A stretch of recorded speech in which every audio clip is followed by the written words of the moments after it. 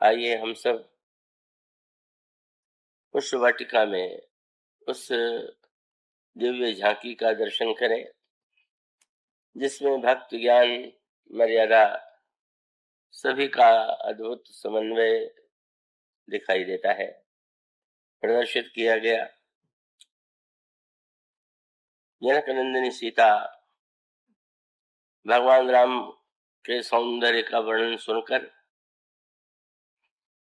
उनके हृदय में उत्कंठा जागृत होती है और जिस सखी ने श्री राम का दर्शन पहले किया था उसे आगे करके वे उनका दर्शन करने के लिए सखियों के साथ चल पड़ती। किंतु जहां उस सखी ने श्री रामभद्र को देखा था वहां वे नहीं थे और तब चिंता हो गई जनक नंदिनी के मन में कि क्या जब इस सखी ने दर्शन किया तो उसके बाद क्या वे पुष्प लेकर चले गए।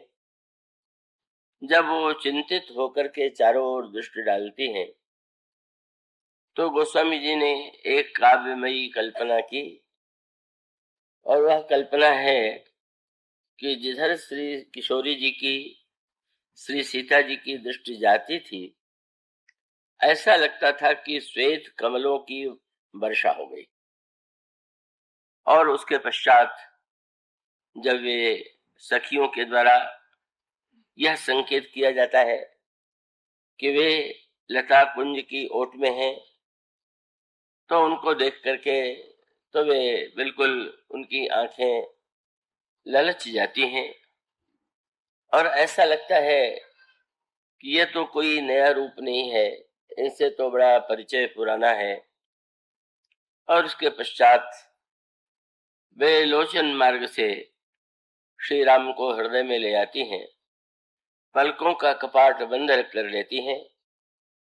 सखियों ने श्री सीता जी की इस दशा को देखा, वे कुछ कह नहीं पाती हैं क्योंकि उनके मन में तो केवल इतनी ही उत्कंठा थी कि दर्शन हो जाए, पर दर्शन के बाद विदेह नंदिनी की ऐसी दशा होगी यह कल्पना उन्हें नहीं थी। पर वे बोल भी नहीं पाती हैं और उसी समय भगवान श्री राम लता कुंज से का उन लताओं को अपनी भुजा से अलग करते हुए बाहर आते और उस समय सखियों ने लता कुंज से बाहर निकल करके खड़े हुए श्री राम का दर्शन किया और श्री सीता जी से यह आग्रह किया कि आप भी नेत्र खोल करके देखें। तो कल जो क्रम चल रहा था का एक और तो इसमें श्रृंगार रस की पराकाष्ठा है। यद्यपि यह श्रृंगार मर्यादित है, वह श्रृंगार उच्छृंखल नहीं है, किंतु श्रृंगार रस का जो उद्देश्य है का वो वस्तुतः बड़ा ही पवित्र है, बड़ा कल्याणकारी। आप भगवान शंकर के चरित्र में भी यही क्रम पाएंगे। पहले करुण रस का उदय हुआ जब भगवान शंकर को दूल्हे के रूप में मैना जी ने देखा। स्वर्ण थाल में आरती लेकर के वे दूल्हे की आरती करने गई थी तो इस दूल्हे को देखते ही सर्प जिसके शरीर में लिपटे हुए हैं, नग्न शरीर पर चिता की राख है और उनके आसपास जो गण हैं वो भूत प्रेत पिशाच हैं, उसे देख करके वे थाल पटक देती हैं और भीतर चली जाती और भीतर जा करके वे विलाप करने लगती। तो करुण रस का भगवान विवाह में तो विवाह का रस तो श्रृंगार है। दूल्हे को देख करके उस रस की या वात्सल्य की, माताओं को वात्सल्य की अनुभूति होगी और अन्यों के हृदय में श्रृंगार रस का रूप सामने दिखाई देगा, पर उनके हृदय में करुणा का उदय हुआ। तो करुणा का जो यह उदय हुआ यह बड़ा सार्थक था। आप यूं विचार करके देखें, भगवान शंकर का विवाह और भगवान राम का विवाह तो प्रतिवर्ष आप न जाने कितने विवाह देखते हैं, उसमें सम्मिलित होते हैं, विवाह के विषय में सुनते हैं, तो इन दोनों का जो विवाह है वो केवल विवाह मात्र नहीं है, उसका एक पवित्र उद्देश्य। भगवान शंकर तो सर्वसमर्थ है, वे चाहे जिस रूप में अपने आप को प्रदर्शित करने में समर्थ, तो वे चाहते तो परम सुंदर रूप में दिव्य वस्त्र और आभूषण पहन करके दूल्हे के रूप में हिमांचल के द्वार पर, मैना के द्वार पर आते, पर उन्होंने का जो रूप प्रस्तुत किया वो तो बड़ा ही डरावना था, भयावना था, आतंकित करने वाला था। क्या उद्देश्य था भगवान शंकर का? उसका सूक्ष्म संकेत यह है कि अगर परम सुंदर रूप में भगवान शिव आते, मैना उनकी आरती उतारती, दूल्हे को मंडप में ले जाया जाता और कन्यादान संपन्न होता। किंतु यहाँ पर जो वस्तु इस वेश के कारण जिसका लाभ मिला, वो लाभ न मिलता। इसका अभिप्राय मैना को यही तो लगता कि मेरा जो जमाता है, जो हमारा जमाई है, वो बड़ा सुंदर है, माताएं जैसे प्रसन्न होती हैं और विवाह में सबको प्रसन्नता होती। किंतु यहाँ तो उद्देश्य जो है बड़ा दूरगामी है, और वो ये है कि ये जो करुणा का उदय हुआ, आप लोगों में से जो प्रारंभ से कथा में आते रहे हैं, ये थोड़ी श्रोताओं के लिए कमी की बात है कि वो धीरे धीरे क्रमशः बढ़ते जाते हैं, तो पिछली बातें वो सुनने से वंचित रह जाते हैं। पर उतना सूत्र यही था कि प्रारंभ तो करुण रस से ही होता है। आदि कवि की कविता का जो निर्माण हुआ, उसका भी मूल जो प्रारंभ था वो करुण रस से ही था। तो करुणा का उद्देश्य क्या है? करुणा तो जीवन में अनेक बार व्यक्तियों के जीवन में आती है, श्रृंगार भी आता है, करुण भी आते हैं, और ये विविध प्रकार के रस जो है वो हमारे जीवन में आते हैं।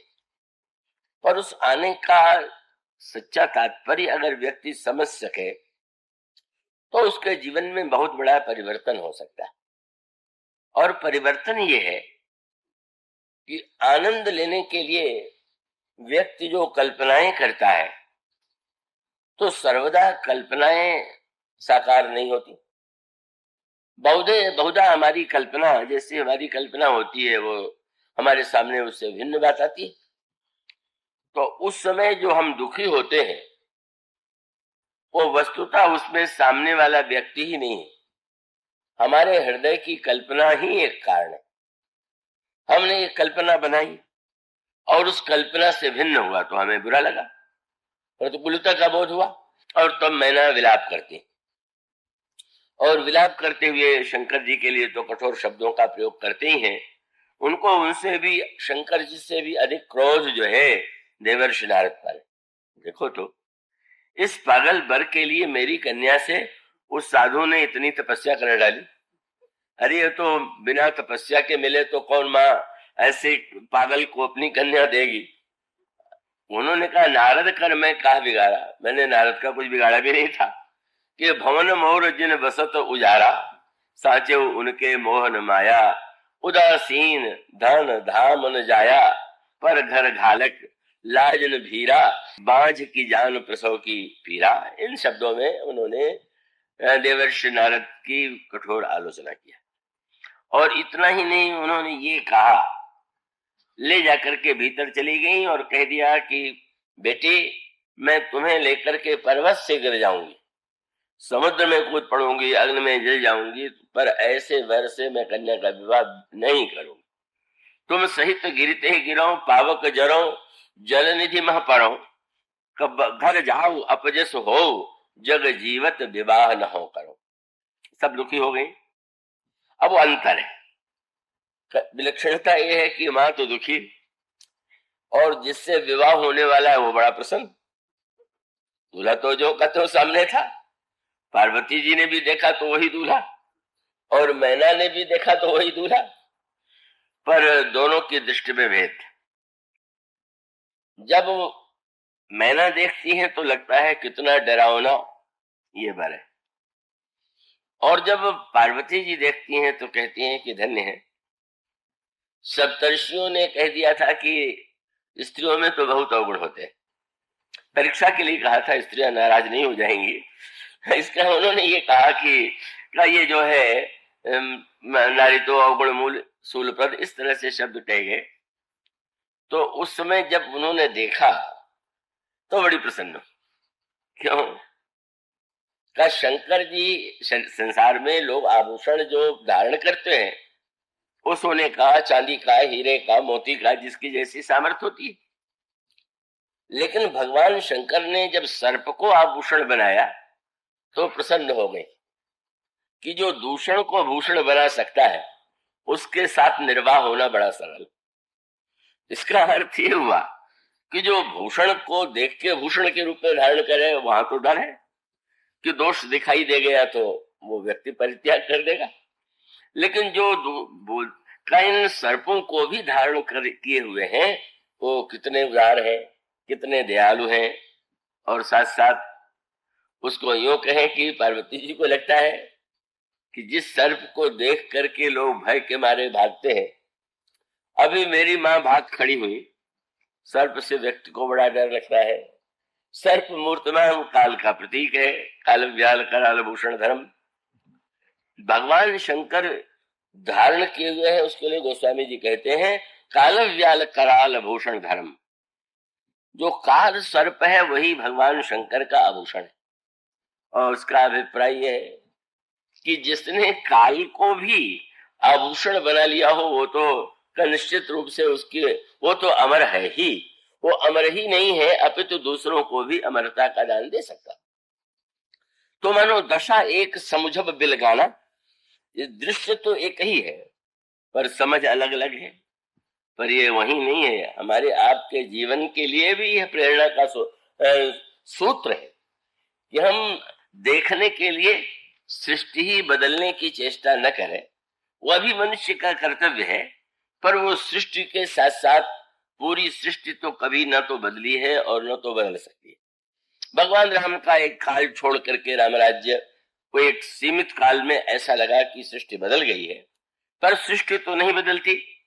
मनुष्य क्या प्रयत्न ही होता है कि हम परिवार के लोगों को बदले, अन्य लोगों में परिवर्तन करें, तो प्रयत्न तो करना चाहिए, पर उसके साथ साथ ये सृष्टि के परिवर्तन के साथ व्यक्ति का कर्तव्य है कि वो दृष्टि का भी परिवर्तन सीख ले तो धन्य हो सकता है। तो मानो एक ही दृश्य, एक ही व्यक्ति और देखने की दो दृष्टि। लेकिन पार्वती जी अपनी मां से तो ये व्याख्या नहीं कर सकती थी कि मां को उपदेश देने लगे, बड़ी विनम्र है। इसलिए मां से उन्होंने कहा कि मां आप क्यों इस प्रकार से दुख मनाती हैं, क्यों? उन्होंने कर्म सिद्धांत का स्मरण सुनाया। जन लेहु मातु कलंक करुणा परिहरऊ अवसर नहीं, दुख सुख जो लिखा लीलार हमरे जाब जहां पाऊत ही। अगर मेरे मस्तक में कोई बुरा का कष्टमय फल है तो क्या तुम समझती हो कि कब बहुत श्रेष्ठ घर में विवाह कर लेने के बाद वो मुझे नहीं मिले? और ये भी जीवन का सत्य है। का माता पिता तो निरंतर यही चाहते हैं कि उनकी कन्या जो है वो अच्छे से अच्छे समृद्ध परिवार में जाए, जहां सुख शांति का वातावरण हो। पर क्या जो समृद्धि और उस ऐश्वर्य में कन्याएं जाती हैं विवाह के बाद, क्या सचमुच उनकी कल्पना सही ही होती है क्या? कितना दुख, कितनी पीड़ा अभी उन्हें झेलनी पड़ती है। तो मानो पार्वती जी ने दूसरा सूत्र दिया। एक तो दृष्टि का सूत्र है कि भाई दृष्टि तो आप घटना को किस रूप में देख रहे हैं, और दूसरे कर्म सिद्धांत का स्मरण कराया कि बहुत करने के बाद भी व्यक्ति को अपने कर्म का फल भोगना पड़ता, और इसलिए आपने चेष्टा किया, पिताजी ने प्रयत्न किया। अब अगर मेरे मस्तक में ही दुर्भाग्य है तो वो तो मिटेगा कि नहीं? तुम सन मिट्टी की विधि के अंका, ब्रह्मा का लिखा हुआ अंक गोस्वामी जी ने लिखा है कि भाई कह मुनीस हिमवंत सुनु, जो विधि लिखा लीलार, देव दनुज नर नाग मुनि को न मेटा निहार। का वो प्रारब्ध का परिणाम तो व्यक्ति को भोगना ही है। लेकिन बहुत बड़ा व्यंग क्या है, पार्वती जी मां से निवेदन भी कर रही हैं और मन ही मन मुस्कुरा भी रही हैं। क्या कि प्रारब्ध को और कोई तो नहीं मिटा सकता, पर ये जो दूल्हा महोदय सामने खड़े थे, केवल उन्हीं में है सामर्थ्य है कि भाव ही बैठ सके थे पुरारी। तो मानो मैना जी, पार्वती जी सोच रही हैं कि अब इससे बढ़ के दुर्भाग्य क्या होगा कि प्रारब्ध को मिटाने में जो सक्षम है वो खड़ा है और ये रो रही। तो रो रही है, इसका अर्थ ये तो इनके ही अपने चिंतन या अपने सोचने के ढंग का परिणाम है। तो समझाया, लेकिन माँ को कैसे संतोष हो? नहीं नहीं बेटी, तुम ऐसा कहती हो, पर माँ को बेटे की चिंता नहीं होगी क्या? और तो बहुत बढ़िया बात आई। जीवन में सत्संग की आवश्यकता क्यों है, सत्संग की इतनी महिमा क्यों बताई गई? इसका अर्थ है कि अनुकूलता में तो हमें आनंद आ ही जाता है, पर प्रतिकूलता में भी अगर हमें संत का संग मिले तो हमको एक दृष्टि मिलती है। संत सृष्टि को भी बदलता है और हमारी दृष्टि को भी बदलने की चेष्टा करता है। और यह दृष्टि देवर्षि नारद सप्तर्षियों से कहने लगे कि देखिए, आप लोगों ने भी बड़ी समस्या खड़ी कर दी। आप लोगों ने पहले से मेरे विषय में प्रचार कर दिया। पार्वती जी से उन्होंने खूब निंदा की थी, परीक्षा लेने के लिए किया था, और मैना तो मुझ पर बहुत रुष्ट है, तो अकेले जाने पर पता नहीं कैसा स्वागत। तब आप लोग अब तो चलो साथ में। और तब नारद जी और ऋषि शब्द समेत और गए। अब हिमांचल ने देखा तो मैना तो बहुत क्रुद्ध बैठी थी, पर हिमांचल ने शिष्टाचार में स्वागत किया और तभी उन्होंने आग्रह किया कि अब मैना को यहाँ तो बुलाइए। खैर हिमांचल जी ने कहा कुछ भी हो तो आए हैं इतने महात्मा एक साथ, मान लीजिए उसमें एक बुरे नारद भी है, तो इतने तो और अच्छे महात्मा आप मानते ही होंगी, तो कम से कम उनकी बात तो सुनना चाहिए। और तब देवर्षि नारद ने जो उपदेश दिया, यही सत्संग का बल है। उन्होंने 2-3 बातें कही। उन्होंने कहा कि मैना, तुम इतनी जो चिंता कर रही हो, दुखी हो रही हो, क्यों हो रही? तो दुख का कारण व्यक्ति कभी कभी वस्तुतः भी कोई घटना ऐसी होती है और कुछ ऐसा है जो व्यक्ति कल्पना से उसको और 10 गुना बढ़ा देता है। तो मैना ने क्रोध में भर के कहा कि मेरी कन्या की चिंता मैं करूंगी कि तुम करोगे? तो नारद जी ने कहा कि ये बता दो कि तुम इनकी बेटी हो कि ये तुम्हारी बेटी? यहीं से प्रारंभ हुआ। मैना सत्य सुनो मम बानी जगदम्बा, तुम्हारी नहीं सारे सृष्टि की माता यही। और कितनी कृपामयी है कि जगदम्बा होते हुए भी तुम्हारी बेटी बन गई, और साथ साथ तुम ये कह रही हो कि मैं करूं नहीं, विवाह करूंगी। तुम्हें करने का न करने का अधिकार है क्या?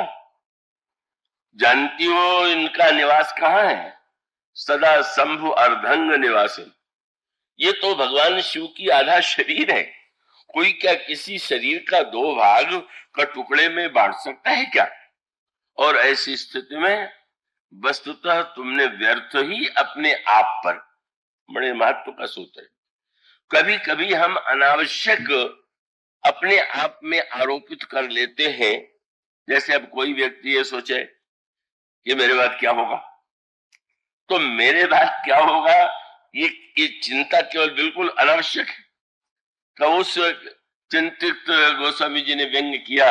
एक पक्षी टिटेरी होता है, टिट्टी भी उसको रामायण में लिखा हुआ है, तो वो पैर फैला करके रात्रि को नहीं सोता, बस वो पैर अपना ऊपर कर देता है।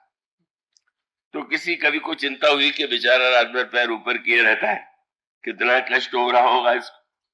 तो टिड्डी से भी कहा कि भाई आराम से पैर फैला के लेट जाओ, ये ऊपर क्या पैर उठाए हुए?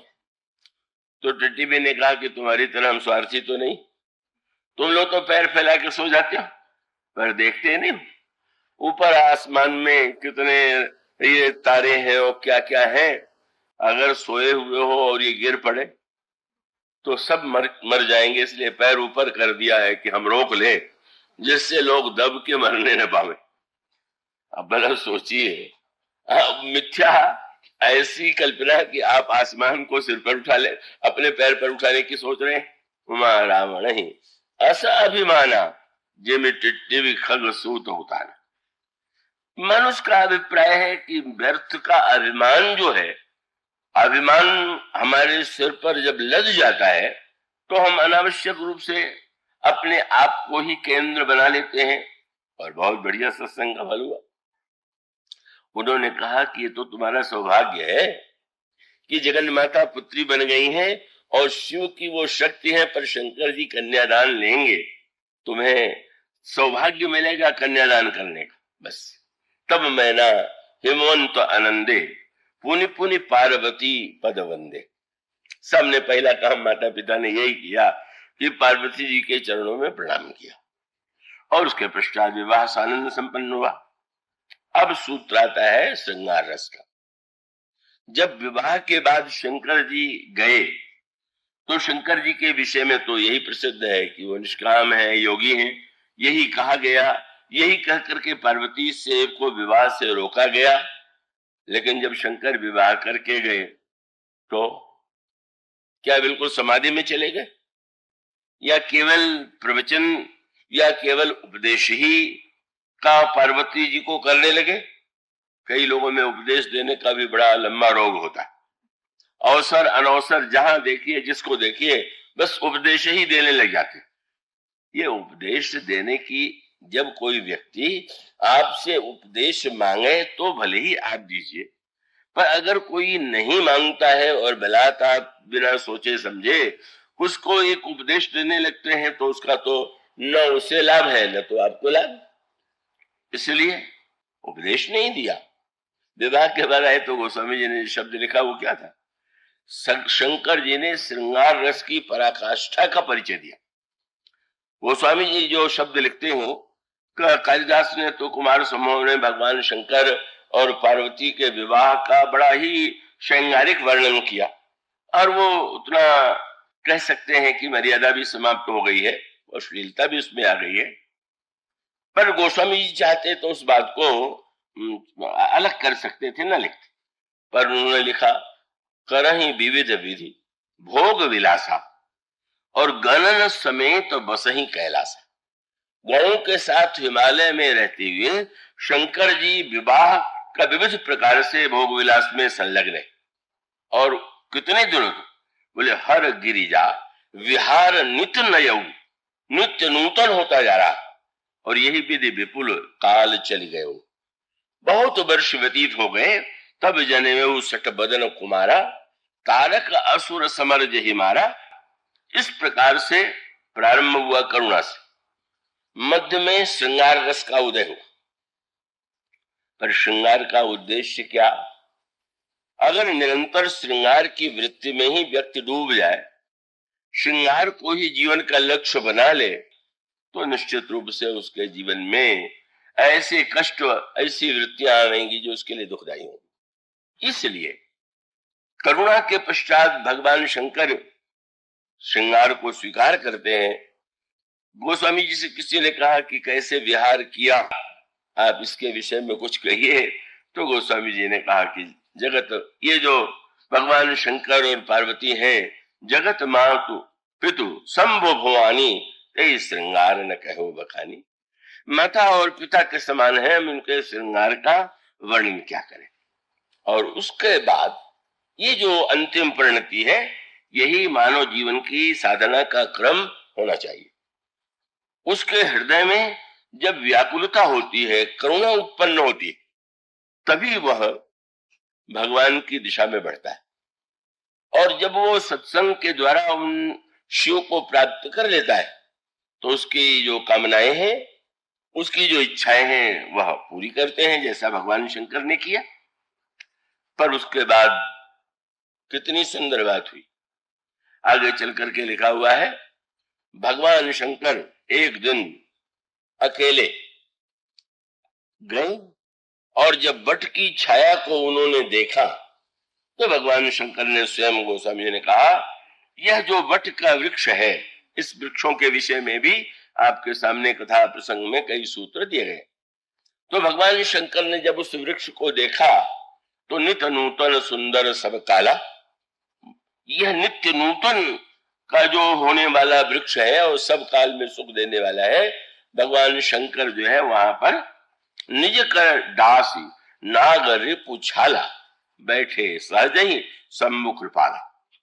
भगवान शंकर बाघंबर बिछा करके और उस बाघंबर पर सहज भाव से विराजमान है।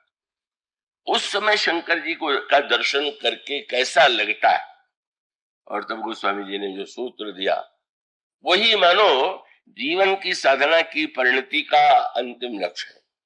और वो सूत्र क्या है, पर जिस समय पार्वती जी दूर से उन्होंने देखा तो भगवान शंकर को देख करके उनके मन में मेरे प्रियतम, मेरे जो 7 विविध प्रकार के श्रृंगार की क्रीड़ा में संलग्न थे वो है, ऐसा नहीं। क्या लग रहा है, बोले बैठे सोह काम रिपु कैसे, धरे शरीर शांत रस जैसे, का जैसे मूर्तिमान शांत रस विद्यमान। और उसका अभिप्राय है कि अंततो गत्वा मनुष्य के जीवन में रस के पश्चात शांत रस ही उसकी पराकाष्ठा है। जैसे नदी, और नदी की जो धारा बहती हुई जा रही है उसकी अंतिम परिणति समुद्र में जाकर के विलीन हो जाना है। इसी प्रकार से करुणा की भावना से जो व्यक्ति के अंतर हृदय मन में वो वृत्ति उत्पन्न हुई, अंत में वो श्रृंगार का आनंद लेते हुए भी जब शांत रस में समा जाए और वो राम स्वरूप सिंधु समूहानी कह करके इसकी ओर संकेत किया गया, तो मानो रामचरितमानस का उद्देश्य ही है कि मनुष्य श्रृंगार की वृत्ति को मिटा न दे, उसको अस्वीकार न कर दे। श्रृंगार की वृत्ति को हम स्वीकार करें इस पे कहने की क्या आवश्यकता है, वो तो सब स्वीकार किए हुए हैं ही, दिखावा करने की आवश्यकता नहीं है। पर उस श्रृंगार की वृत्ति का जो उद्देश्य है, और वो उद्देश्य जी उसका महत्वपूर्ण पक्ष है। तो यहाँ पर पुष्प वाटिका में इस विवाह की भी विलक्षणता यही, इस विवाह में भी जो श्रृंगार है का उस श्रृंगार का वर्णन भगवान शंकर में विवाह के पश्चात आता है, और भगवान राम और श्री सीता जी के प्रसंग में वह श्रृंगार पुष्प वाटिका में ही आपके समक्ष बड़े मधुर रूप में आता है। पर उसमें साधना का क्रम है, उत्कंठा।